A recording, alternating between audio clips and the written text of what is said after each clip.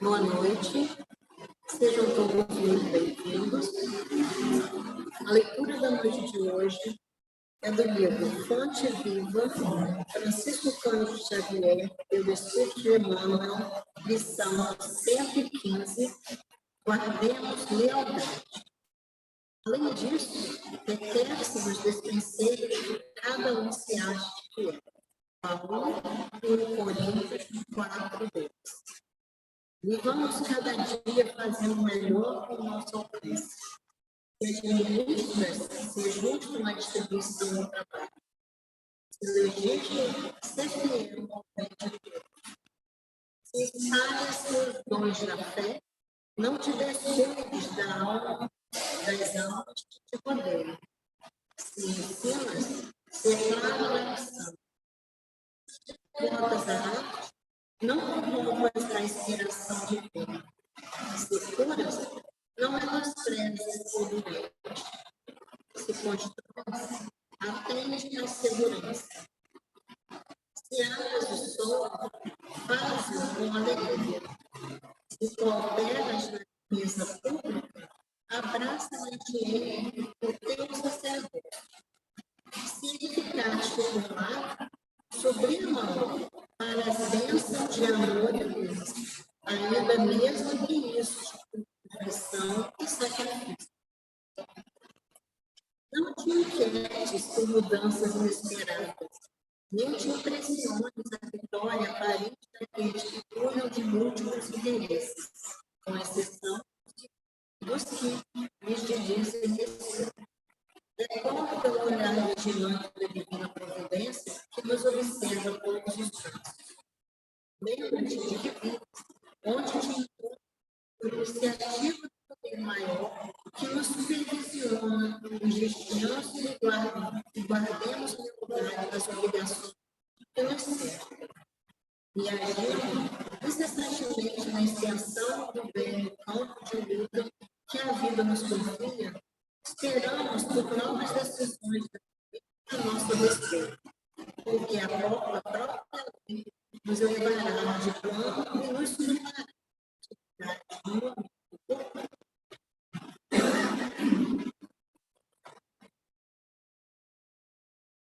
Vamos elevar nossos pensamentos, agradecer ao médico de Jesus a oportunidade de estar hoje aqui, encarnados e desencarnados, nessa casa bendita, que nos ampara, que nos sustenta, que dá o nosso conforto necessário. Obrigada, Pai, por nos acolher com seu nome de luz, de proteção e de amor. Fique conosco hoje e sempre. Convido agora a nossa companheira Helena, nós da noite de hoje.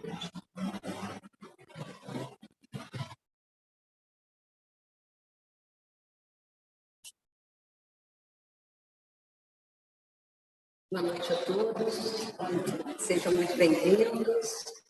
Nossa casa fica alegre com a presença de todos, com o nosso retorno, mesmo que aos poucos, né? Muito bom ter a casa em movimento novamente. Desde já eu peço desculpas a vocês por qualquer imprevisto, porque estou com uma tosse alérgica que piorou um pouquinho no final da tarde.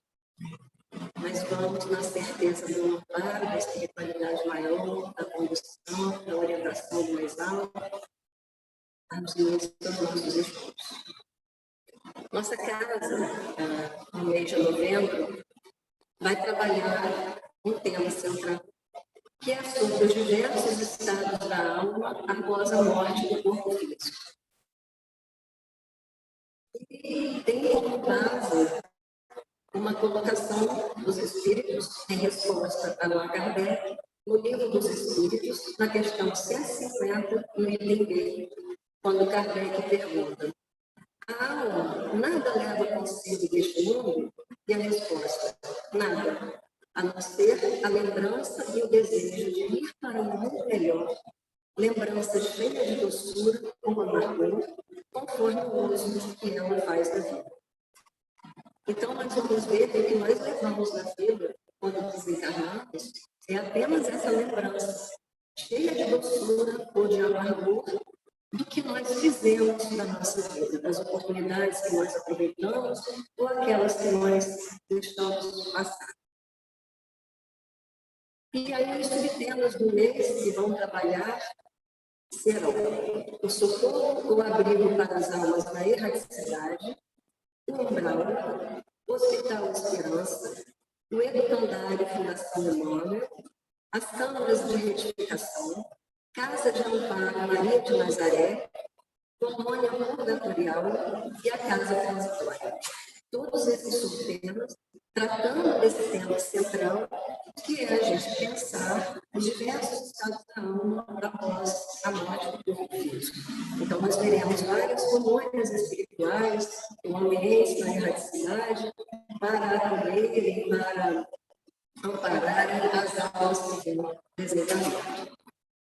E a nós, a noite de hoje, estudarmos um pouco sobre o socorro ou abrigo para as almas na erraticidade.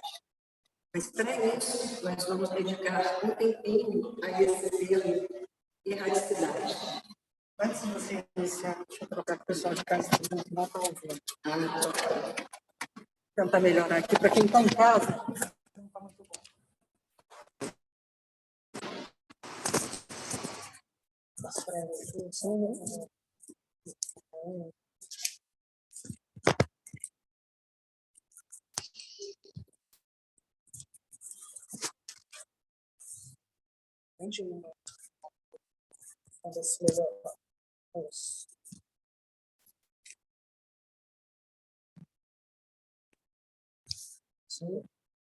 Bom, a Mônica vai fazer o teste ali para ver se o pessoal de casa vai conseguir ouvir melhor, então. Qualquer coisa sinaliza, Mônica. Então, para nós entendermos direitinho, tá ok? Para nós entendermos direitinho esse socorro, o abrigo para as almas na erraticidade, nós vamos dedicar um tempinho a entendermos esse termo erraticidade. Então, nós vamos ao Livro dos Espíritos, quando Kardec pergunta, na questão 224, aos espíritos assim: que é a alma no intervalo das encarnações? E a resposta: espírito errante que aspira a novo destino, que espera. Então, espírito errante é aquele que está esperando, que está aspirando um novo destino. Então, todas as vezes que nós estivermos entre uma encarnação e outra, nós seremos considerados espíritos errantes. Seguindo um pouco mais, a erraticidade é, por si só, um sinal de inferioridade dos espíritos? Não, porquanto há espíritos errantes de todos os graus. A encarnação... Tá ok, mãe? Melhorou. Tá. A encarnação é um estado transitório, já o dissemos. O espírito se acha no seu estado normal quando liberto da matéria.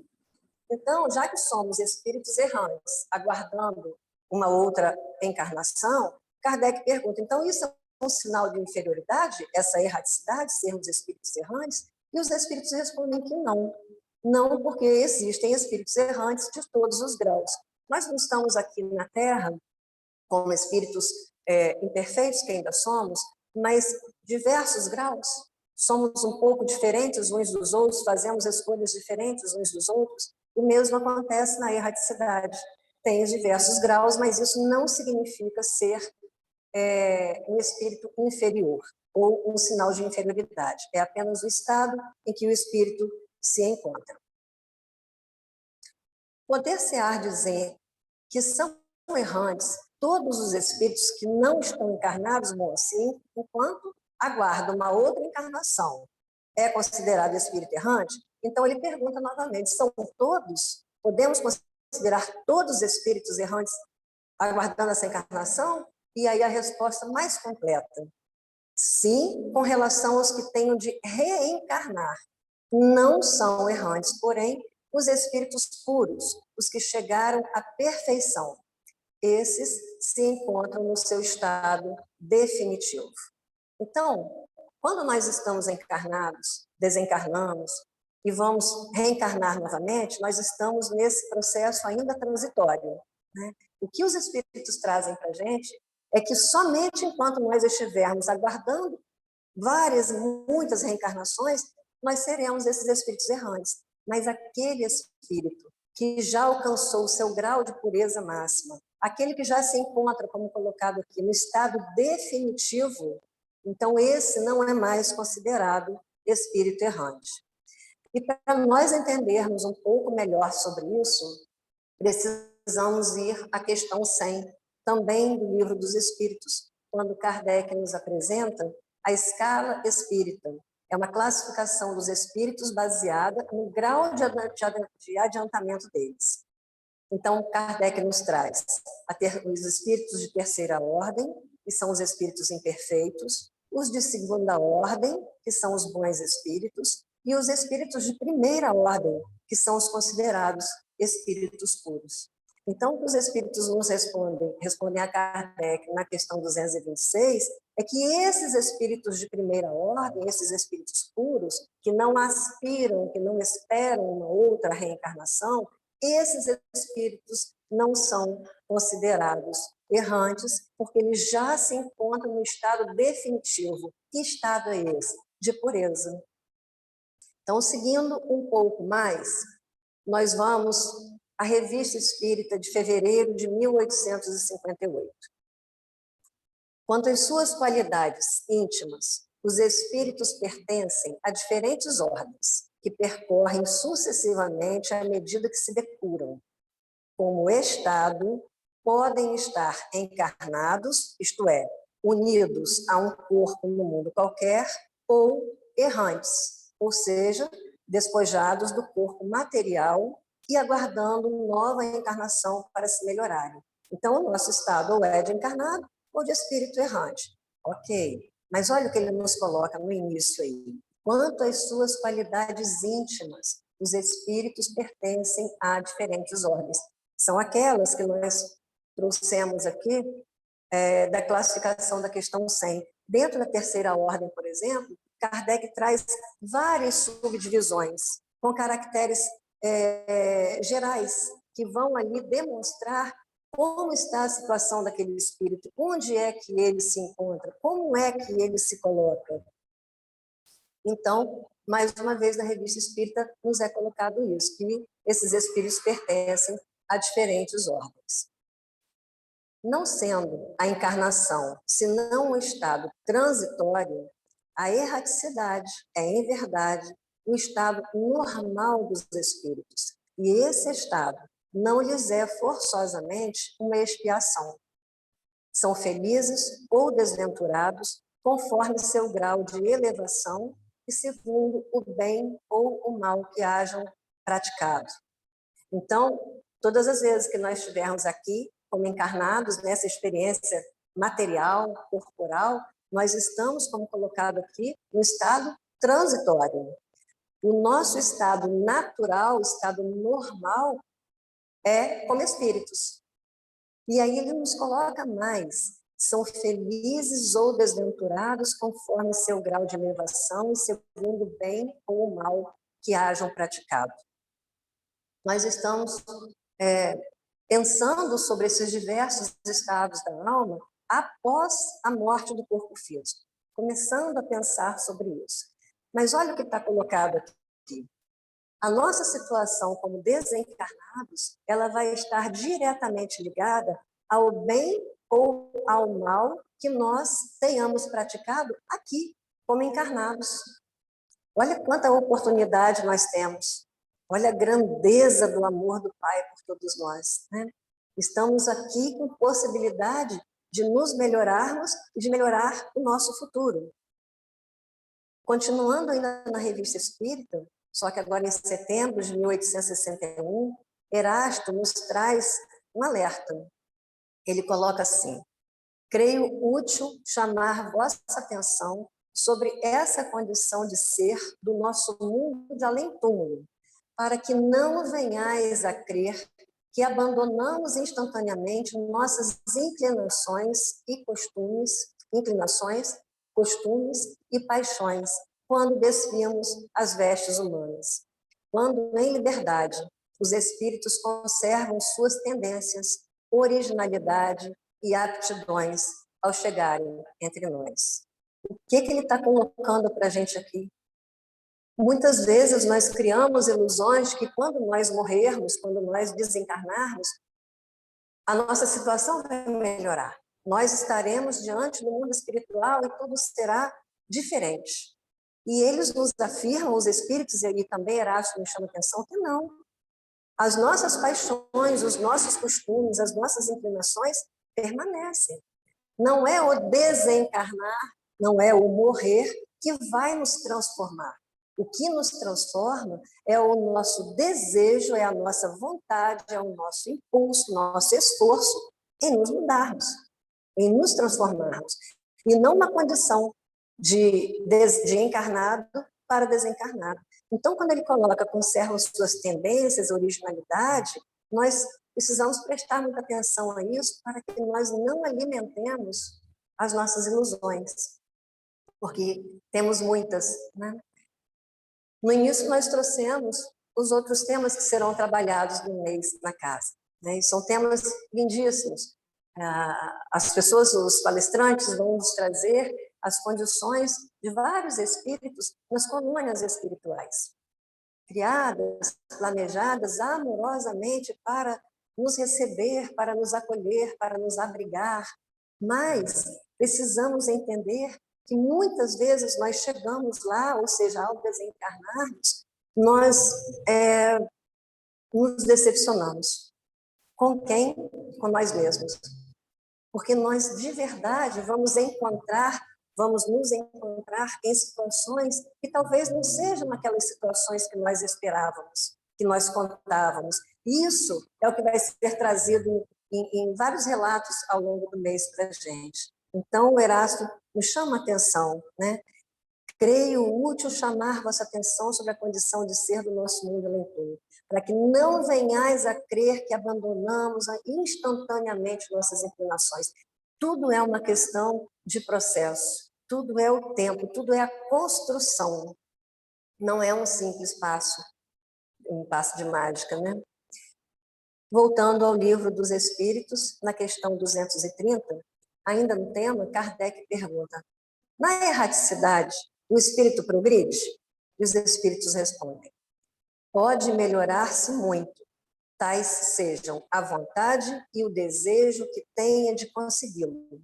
Todavia, na existência corporal é que põe em prática as ideias que adquiriu.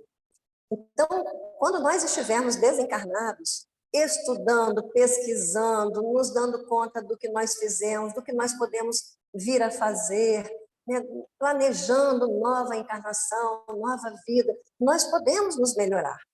Mas é como uma escola.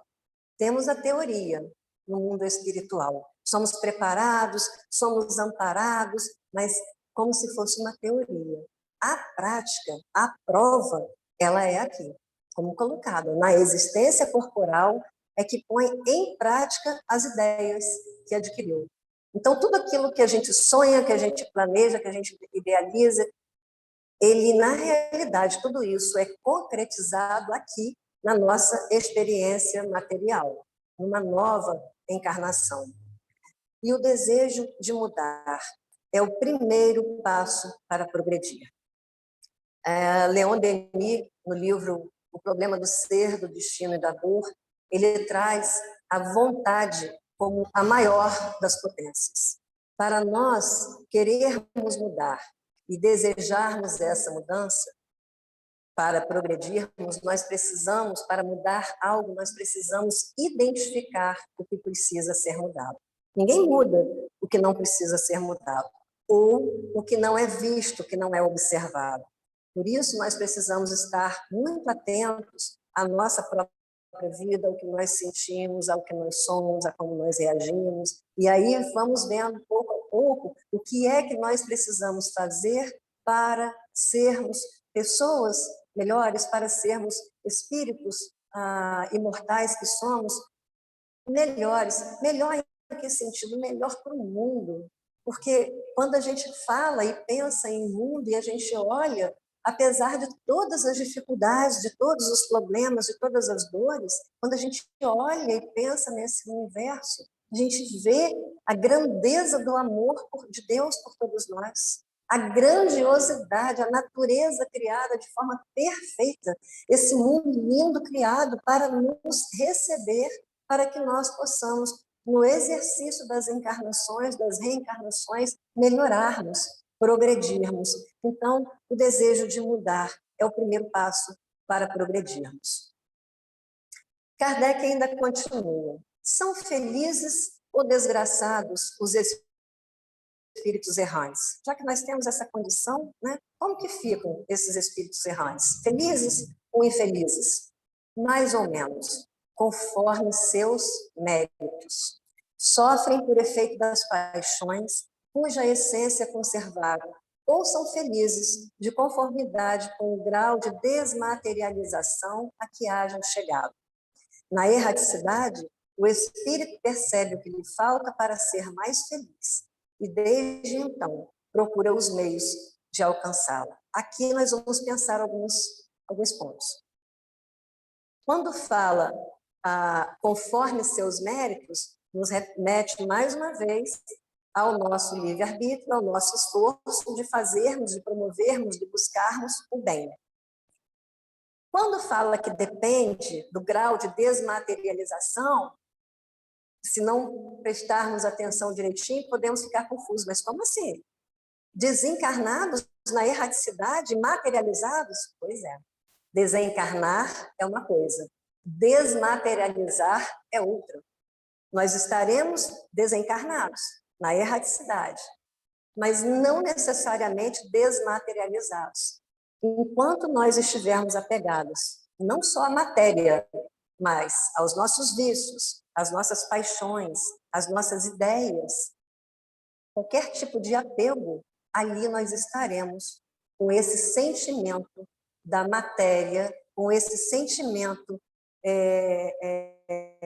que nos limita, que não nos deixa caminhar ou ampliar a sensação, a percepção do espírito como um todo, de forma mais ampla. Então, quando coloca aqui que na erraticidade o espírito percebe o que lhe falta para ser mais feliz e desde então procura os meios de alcançá-lo, é quando ele já um pouco mais desmaterializado, desencarnado e desmaterializado, ele consegue então ampliar a sua percepção por estar livre da matéria e aí perceber o que é que está faltando para eu melhorar, para eu progredir, para eu evoluir. E aí tem essa percepção e aí procura os meios de alcançar essa melhoria.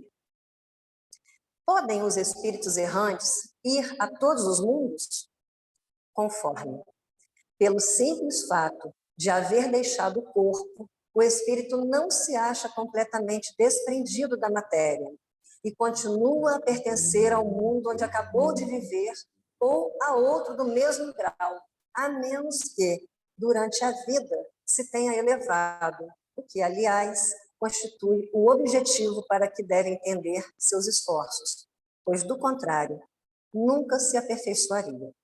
Olha aqui, essa é uma pergunta, como tantas outras, tem uma resposta. No Livro dos Espíritos, quando a gente vai ler, vai estudar, várias perguntas que Kardec faz, os espíritos respondem assim, conforme, depende do grau de elevação, depende da situação do espírito.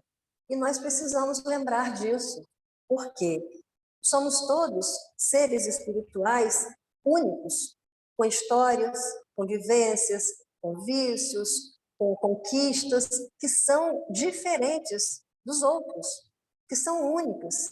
Então, tudo que nós temos é nosso, a nossa história, a nossa experiência, ela é única. Então, não dá para dar uma resposta que seja a todos. Então, os espíritos errantes podem ir a todos os mundos? Conforme. Se esse espírito estiver, como colocado aqui, completamente desprendido da matéria, ele pode, continua a pertencer ao mundo onde acabou de viver, ou a outro mesmo grau, a menos que durante a vida se tenha elevado. Ou seja, se ele estiver numa condição melhor, ele pode ter acesso a outros mundos. Se ainda estiver muito materializado, muito apegado, muito fragilizado, não tem essa possibilidade. Então, em muitas perguntas, nós vamos ver os espíritos respondendo que tudo depende da condição espiritual de cada ser individual. Há, de fato, como já foi dito, mundos que servem de estações ou pontos de repouso aos espíritos errantes? Sim, há mundos particularmente destinados aos seres errantes. Mundos que lhes podem servir de habitação temporária, espécies de bivaques, de campos onde descansem de uma demasiado longa erraticidade, estado este sempre um tanto penoso. São, entre os outros mundos, posições intermédias, graduadas de acordo com a natureza dos espíritos, que a elas podem ter acesso e onde eles gozam de maior ou menor bem-estar. E aí nós chamamos atenção aí a esse de acordo com a natureza dos espíritos, porque tudo vai depender sempre da nossa sintonia, da faixa vibratória que nós estivermos, como aqui.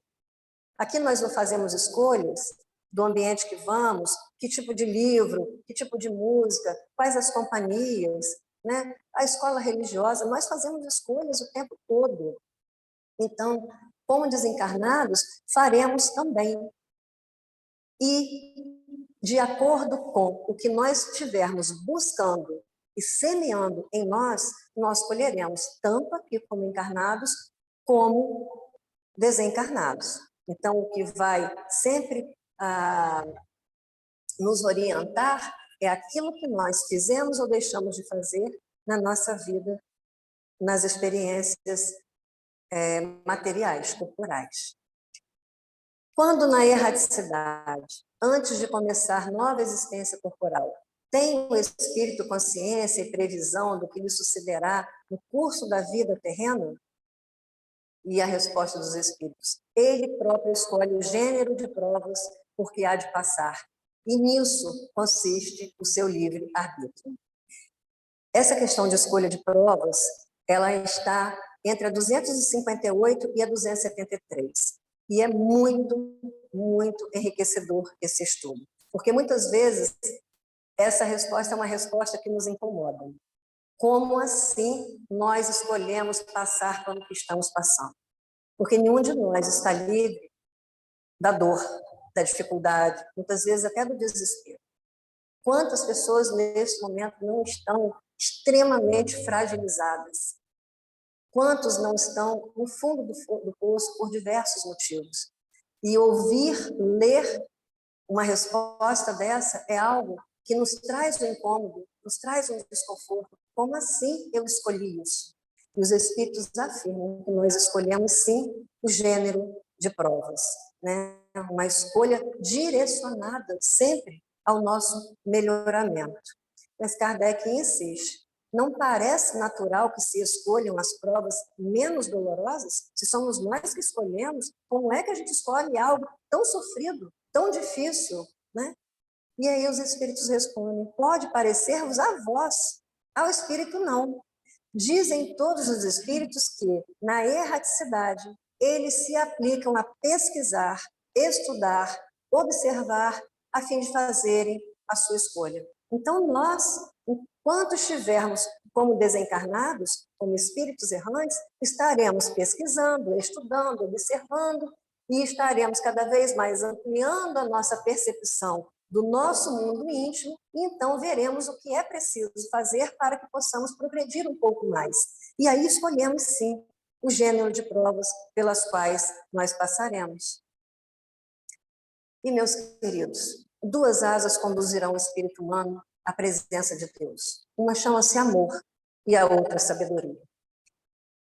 Seja como encarnado ou como desencarnado, todo o tempo, a nossa proposta, a proposta para nós, é de desenvolvimento, é de crescimento, é de melhoramento.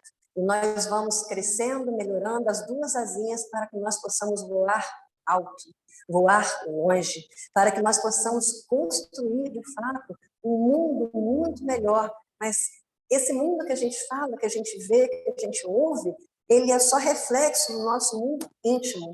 Então, a cada conquista, a cada tropeço, a cada aprendizado, a cada experiência, nós vamos construindo, nós vamos conquistando as duas asinhas. Então, vamos nos fortalecendo e vamos nos conhecendo melhor, formando esse nosso mundo íntimo.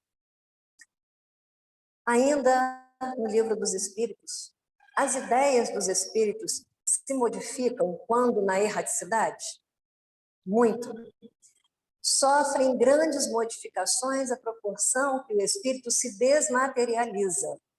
Pode este, algumas vezes, permanecer longo tempo imbuído das ideias que tinha na Terra, mas pouco a pouco a influência da matéria diminui e ele vê as coisas com maior clareza. É então que procura os meios de se tornar melhor. Novamente o termo desmaterializar, né? Como colocado aqui,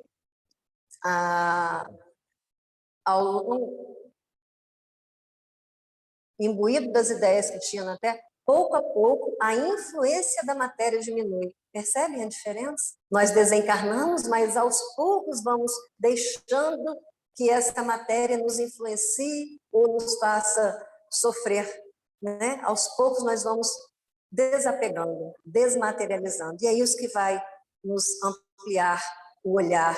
E muitas vezes nós nos apegamos, quando falamos de novo, né, na questão da matéria, nós precisamos pensar quantas vezes nós nos apegamos a uma ideia, quantas vezes nós nos apegamos à razão, porque falar dos vícios, os mais conhecidos, os vícios físicos, é fácil, né? Esses são muito visíveis. Mas e os vícios morais?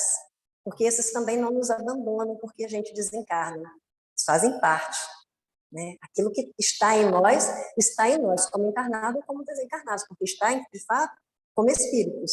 Então, nós precisamos ir pouco a pouco, nos desfazendo da influência da matéria, nos desfazendo desse apego à razão e todas essas coisas que nós fazemos tanta questão, para que a gente possa, então, dar um passinho adiante. Na 872, Kardec traz, a gente trouxe óbvio só um trechinho, mas ele traz um resumo teórico do móvel das ações humanas. É também muito, muito bacana da gente ler e aprender. Mas o trechinho que nós trouxemos foi: desprendido da matéria e no estado de erraticidade, o espírito procede à escolha de suas futuras existências corporais, de acordo com o grau de perfeição a que haja chegado, e é nisto, como temos dito, que consiste, sobretudo, seu livre-arbítrio. Então, de novo, me chama a atenção para a possibilidade da escolha, dependendo da nossa condição, e que isso se dá diretamente ligado à nossa condição do livre-arbítrio. E que, na erraticidade, o espírito descortina, de um lado, todas as suas existências passadas, e, de outro, o futuro que lhe está prometido, e percebe o que lhe falta para atingi-lo. É qual viajor que chega ao cume de uma montanha, vê o caminho que percorreu e o que lhe resta percorrer, a fim de chegar ao fim da sua jornada.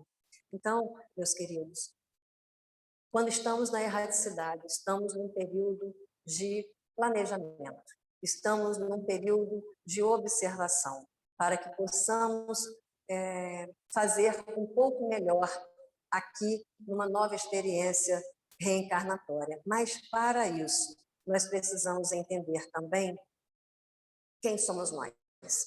Essa perguntinha que todos se fazem, é uma figurinha, uma imagem que muitos se têm usado já há bastante tempo, mas pela importância dela. Porque nós ainda, talvez,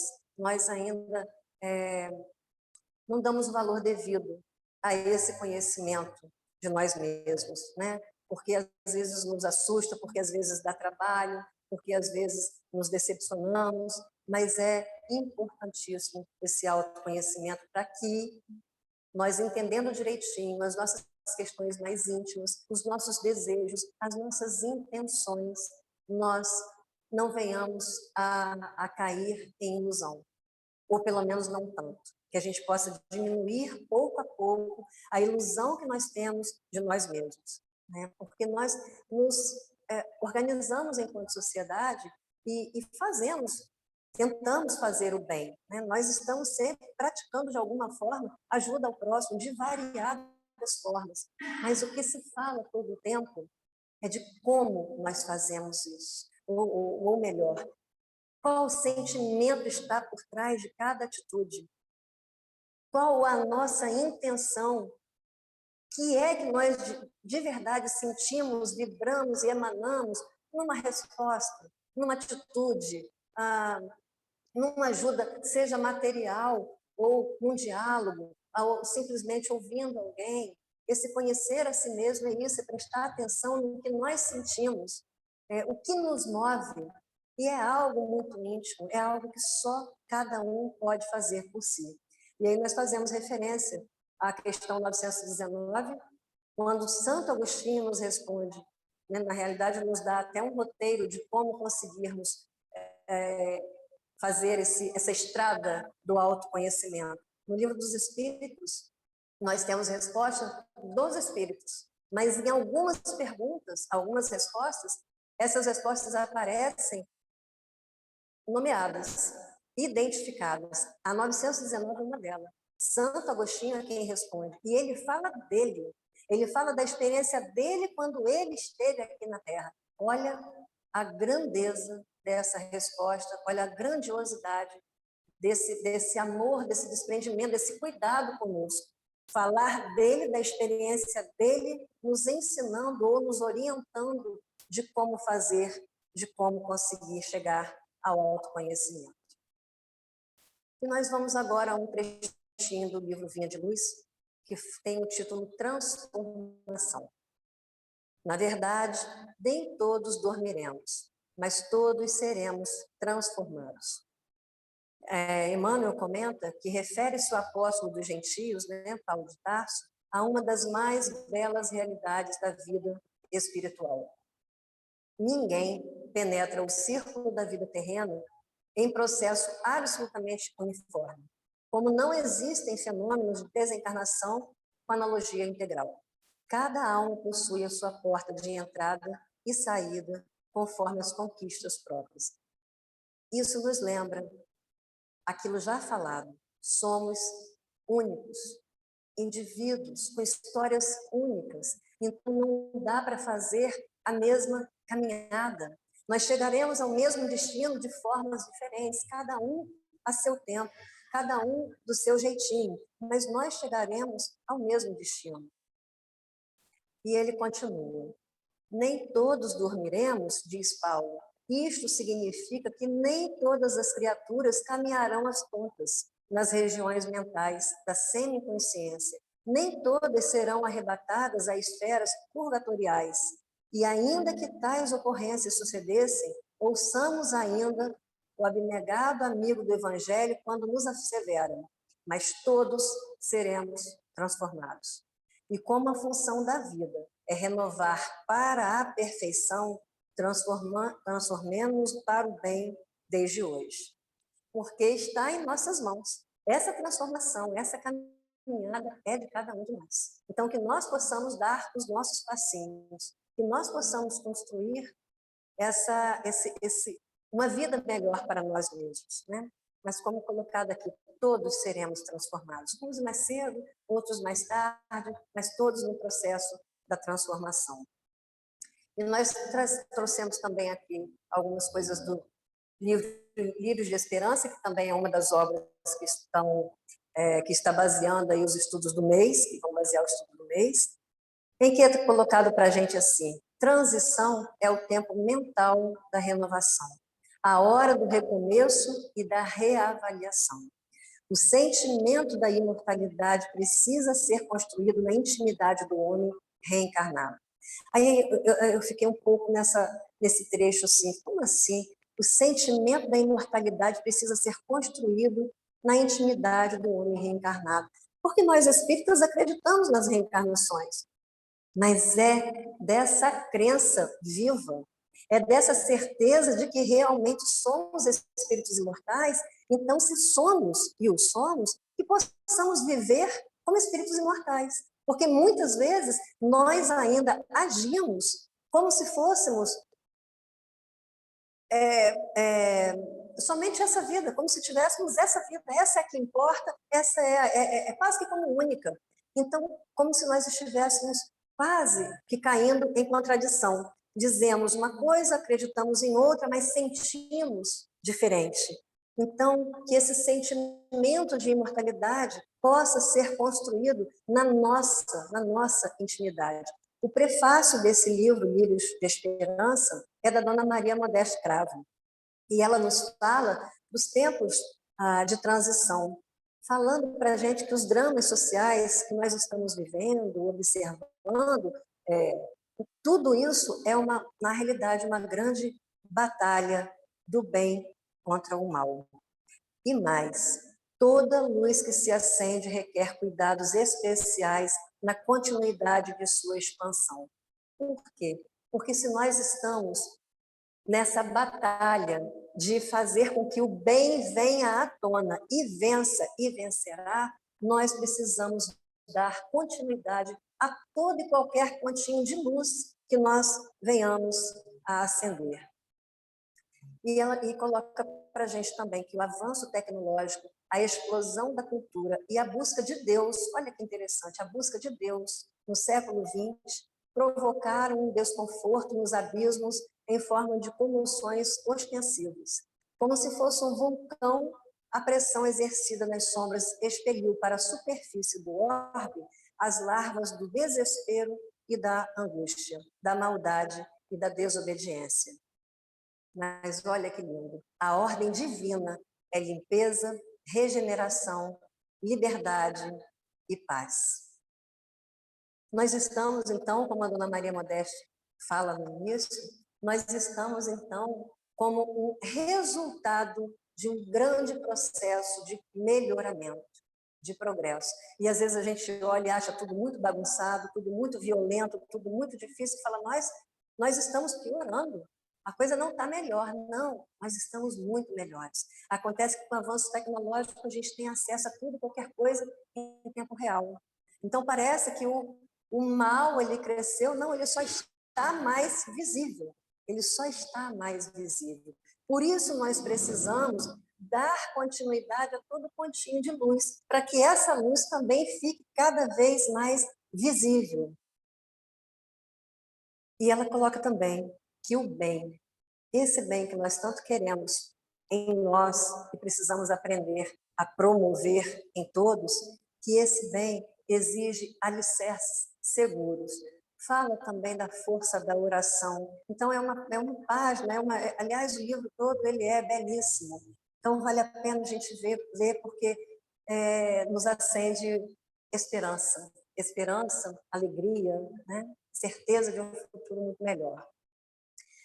E, já terminando, nós vamos ao livro Boa Nova, que é outra obra lindíssima, em que é retratado ali, são retratados vários encontros do Cristo com os apóstolos, do Cristo na casa de Simão Pedro, em outros momentos. E nós tiramos esse trechinho da lição 8, onde Bartolomeu se colocava para o Cristo, né, um pouco entristecido, um pouco preocupado com a própria situação, assim, vendo tanta coisa difícil acontecer, e ele se sentia fragilizado, mesmo como seguidor do Cristo, ele se sentia fragilizado, enfraquecido. E então pegamos esse trechinho do Cristo falando para ele: a verdade não exige, transforma. O Evangelho não poderia reclamar estados especiais de seus discípulos, olha só. Então, não dá aquilo que ele estava se colocando, né, de forma tão desconfortável como discípulo do Cristo. Como assim ele, que estava vivenciando com Cristo, acreditava, bebia daquela fonte, como assim ele se sentia entristecido? Como assim ele se sentia fragilizado? E o Cristo coloca, né, não poderia reclamar estados especiais de seus discípulos. Porém, é preciso considerar que a alegria, a coragem e a esperança devem ser traços constantes de suas atividades em cada dia. Então, meus queridos, como nós lembramos antes, nós estamos vivendo momentos difíceis por estarmos nessa transição, nessa grande batalha do bem com o mal.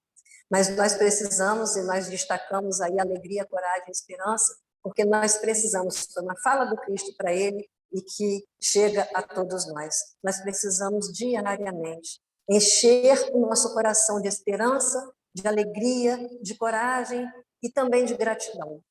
De gratidão por tantas bênçãos, de gratidão por tanto cuidado, tanto carinho, tanto amparo de Deus, da espiritualidade maior, conosco, como encarnados e como desencarnados, criando também colônias espirituais carinhosamente cuidada, pensando em cada um de nós. Isso é especial, isso é único.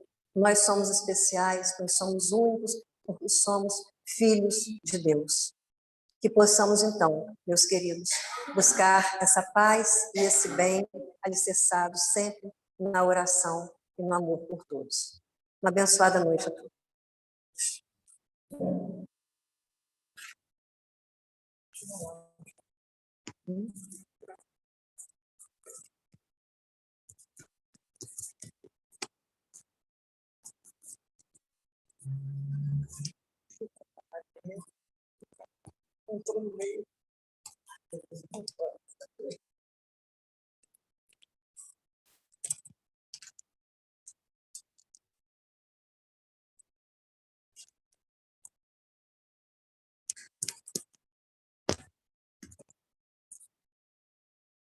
Obrigada, Helena, por essa reflexão.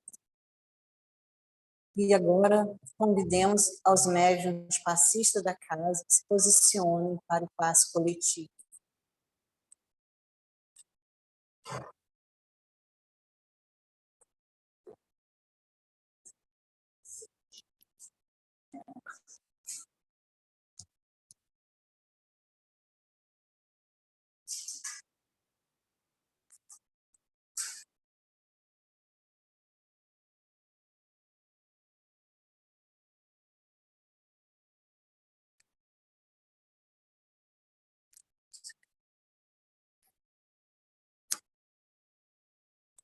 Jesus está passando por aqui. Jesus está passando por aqui. Quando ele passa, tudo se transforma, a tristeza vai, a alegria vem. Quando ele passa, tudo se transforma, a tristeza vai, a alegria vem.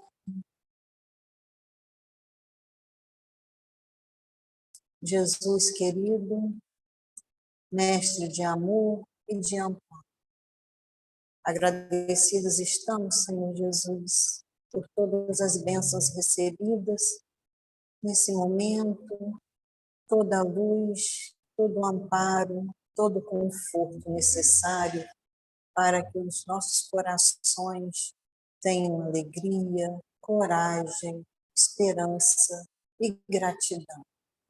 Gratidão a tudo, a tudo, a tudo. Obrigada, Pai. Fique conosco em nossos corações, hoje e sempre, Senhor Jesus. Assim seja.